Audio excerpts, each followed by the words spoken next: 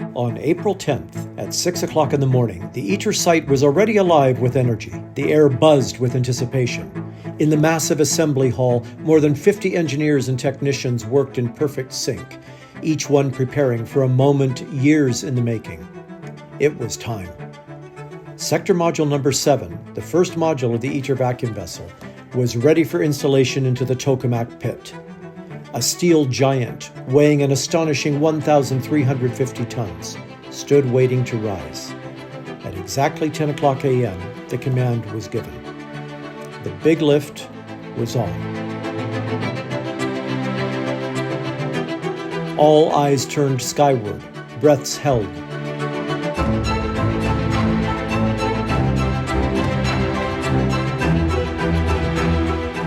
The enormous payload now rested in the hands of one person, the crane operator.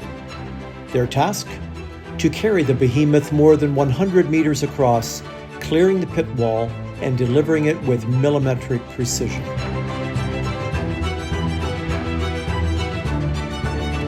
The sector module now hovered directly above the tokamak pit.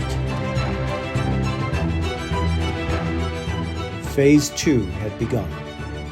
The most delicate part of the mission, to land the module between the massive pit walls and the central column.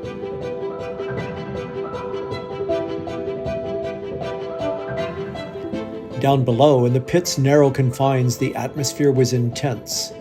Technicians moved quickly and precisely, performing final measurements, making micro-adjustments.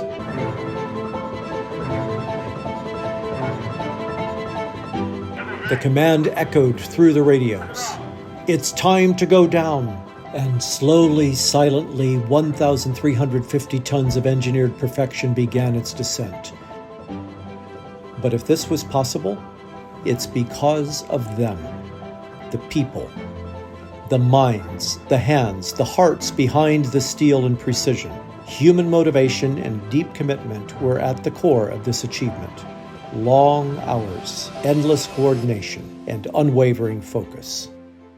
Overall, we were about 150 persons contributing to the lift in different manners. The bulk of the staff was SMSA teams working on shift. The teams of the CNP consortium were doubled by the ITER organization staff and construction management staff to take care that everything was done correctly. We had many contractors on hold, the same for the rope workers whenever the access is tricky. We had companies that provide assistance in the power supply, low voltage, medium voltage. We had the crane drivers, we had the technical expertise of the cranes, because if the crane has an issue, then everything is blocked. We had a relentless support of the metrology teams and engineers that post-process the data. This is a big milestone for ITER.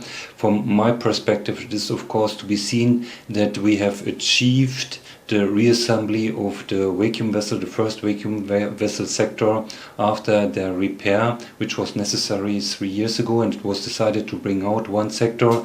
Now we are with this sector back on track, and we have seen that according to the lessons learned from the previous sectors and the operations which we have done so far, this is a good achievement, and we have brought all the different experiences together.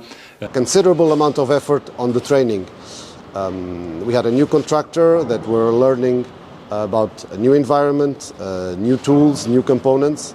So we did a 3-layer approach to improve their knowledge and their capability to perform well, starting from the engineering definition of the task. That's the first layer. The second layer was sessions with virtual reality on the virtual reality room.